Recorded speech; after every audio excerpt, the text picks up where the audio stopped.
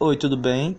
Me chamo Danilo Rodrigues Abreu, sou aluno do curso de Ciência da Computação da Universidade Federal de Alagoas, campus Arapiraca, e estou aqui hoje para falar sobre algoritmos de ordenação e principalmente para falar sobre o algoritmo de ordenação string sort. Certo, vamos lá. O que são algoritmos de ordenação? Em ciência da computação, algoritmo de ordenação é um algoritmo que coloca os elementos de uma dada sequência em uma certa ordem. Ou seja, algoritmo de ordenação é um algoritmo que ordena um conjunto de dados, de elementos, que estão em uma determinada estrutura em uma certa ordem, seguindo alguns critérios. As ordens mais usadas são a numérica e a lexicográfica.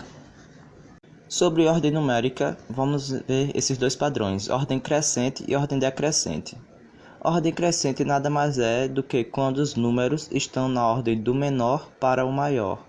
Por exemplo, vemos essa sequência 0, 1, 2, 3, 4, que está em ordem crescente. Já a ordem decrescente é quando os números estão na ordem do maior para o menor. Por exemplo, temos essa sequência 5, 4, 3, 2, 1, 0. E sobre ordem lexicográfica. A ordem lexicográfica, também conhecida como ordem dicionário ou ordem alfabética, é uma estrutura de ordem natural do produto cartesiano de dois conjuntos ordenados. Dados dois conjuntos parcialmente ordenados A e B, a ordem lexicográfica sobre o produto cartesiano A vezes B é definida como A e B menor ou igual a A', B', se e somente se o A for maior que o A', ou o A for igual ao A' e B menor ou igual a B'. Bom, agora que já foi explicado sobre algoritmos de ordenação, vamos tratar de um algoritmo específico de ordenação, o string sort. Vou falar algumas características dele. O string sort é um algoritmo de classificação recursiva que classifica os itens de uma lista em ordem crescente. Ou seja, o string sort é um algoritmo que usa recursão para pegar uma lista. Essa lista pode estar ordenada ou desordenada e ordenar essa lista de forma crescente. Esse algoritmo possui complexidade Big O de N, no seu melhor caso possível, que é quando a lista de entrada já está classificada em ordem crescente. Ele possui complexidade de Big O de N raiz de N, no caso médio, e complexidade de Big O de N ao quadrado no pior caso, que seria quando a lista de entrada é uma lista classificada, mas em ordem decrescente. O algoritmo string sort não é um increase, pois sua complexidade de espaço é Big O de N. Ele é mais útil para dados que são armazenados em uma lista vinculada, devido às frequentes inserções e remoções de dados. Usando uma outra estrutura de dados, como um array, aumenta consideravelmente o tempo de execução e também a complexidade do algoritmo, devido às longas inserções e remoções. E ele é um algoritmo estável. Isso significa que, se dentro da lista tiverem elementos repetidos, como na lista 1, 3, 3, 5, o primeiro 3 da lista tem que vir antes do próximo 3. O algoritmo tem que respeitar essa ordem. Certo, vamos ver agora como o algoritmo funciona. Vamos ver uma sequência de passos da execução do algoritmo. Primeiramente, o algoritmo recebe como entrada uma lista qualquer, que pode estar tanto ordenada como desordenada, e essa lista será ordenada em ordem crescente. Vamos usar como exemplo de uma lista desordenada a seguinte lista: 5, 2, 4, 1 e 9, que serão dados nessa ordem. O primeiro passo é mover o primeiro elemento da lista desordenada para uma nova sublista. Então, vamos ter a nossa lista desordenada apenas com os elementos 2, 4, 1 e 9, e a sublista terá agora o elemento 5. O próximo passo é percorrer a lista desordenada e comparar cada elemento dela com o 5, até cruzar com um elemento que seja maior que 5. Então logo encontramos o 9, que é maior que 5. Dessa forma, o 9 também é movido da lista desordenada para a sublista.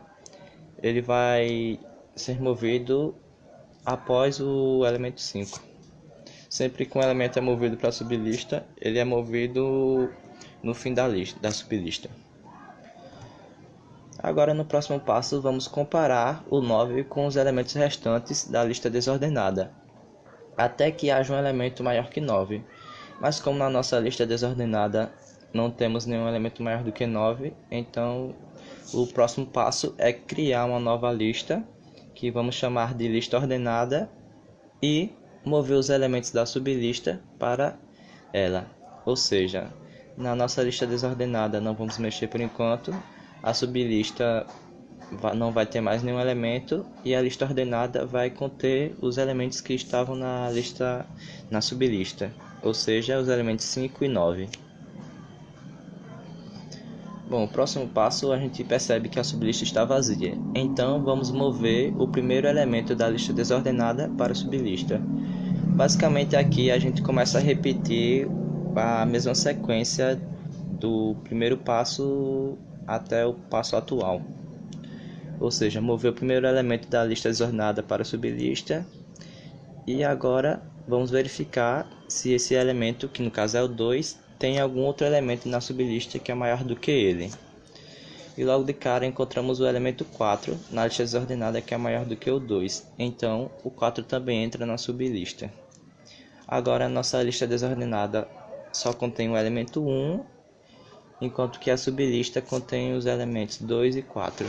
E a gente não mexe por enquanto na lista ordenada. O próximo passo agora é comparar o elemento 4 com o restante dos elementos da lista desordenada. Como não tem nenhum número na lista desordenada maior do que 4, só nos resta o elemento 1 lá, então vamos mover todos os elementos da nossa sublista para a lista ordenada. E agora aqui está a diferença. Quando a gente move da sublista para a lista ordenada, a gente move para o início da lista.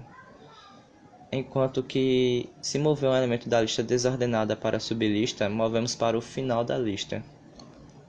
Dessa forma, temos nossa lista ordenada apenas com o elemento 1, a nossa sublista vai estar vazia de novo, e a nossa lista ordenada vai conter os elementos 2, 4, 5 e 9. Bom, como a sublista está vazia, vamos repetir esse passo, mover o primeiro elemento da lista desordenada para a sublista. Agora a nossa lista desordenada está vazia. E a nossa sublista contém o elemento 1, enquanto que a nossa lista ordenada contém os elementos 2, 4, 5 e 9. Bom, o próximo passo diz que, já que a nossa lista desordenada está vazia, vamos mover todos os elementos da sublista para a lista ordenada. Como só temos o elemento 1, então movemos o 1 da sublista para a lista ordenada. Bom, com isso, não há mais elementos na lista desordenada e todos os elementos da lista ordenada foram classificados com êxito em ordem crescente. Temos como resultado final a sequência 1, 2, 4, 5 e 9. Ok, agora que já foi explicado como o algoritmo funciona, vamos ver uma implementação do algoritmo. Aqui temos a nossa classe main, que é onde a gente executa o algoritmo. Vamos para a classe string, que tem o algoritmo de ordenação. Na classe string tem o método string sort, que é o método que vai ordenar a nossa lista. Ele vai receber uma lista desordenada e vai retornar a nossa lista já ordenada. O retorno dele. Ok, esse método chama o merge, que basicamente vai juntar as sublistas, vai juntando as sublistas para gerar aquela lista final que já é a lista ordenada. Bom, aqui no main a gente define qual a opção que a gente quer escolher. Se a opção for 1, o que acontece? A gente vai ordenar uma lista que foi gerada em forma aleatória. Caso a opção for 2, a gente vai ordenar uma lista que já está ordenada de forma crescente. E se a opção for igual a 3, a gente vai ordenar uma lista que já está ordenada, mas de forma decrescente, que para o nosso algoritmo é o pior caso. Aqui são as opções, a classe opções, onde dado essa opção, ele vai executar esses métodos. Se a opção for 1, ele vai executar esse método. Se a opção for 2, ele vai executar esse método. Se a opção for 3, executar esse outro. Basicamente, aqui a gente inicia a contagem, porque o que a gente quer também é ver quanto tempo cada tipo de lista demorou para ser ordenada. Então aqui a gente inicia a contagem do tempo. Aqui a gente cria o nosso objeto, na verdade a gente cria a nossa lista desordenada, e aqui a gente chama o método string_sort, que é o método que vai ordenar a nossa lista desordenada. A lista ordenada vai ser igual à lista desordenada tratada pelo string_sort. E aqui são só conversões para pegar o tempo em milissegundo e converter para hora, minuto e segundo. E aqui é a impressão do tempo final. E aqui o que está comentado é só o algoritmo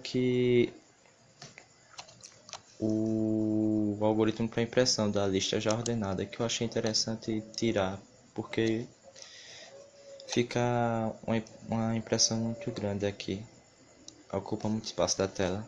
Bom, vamos testar agora com algumas entradas.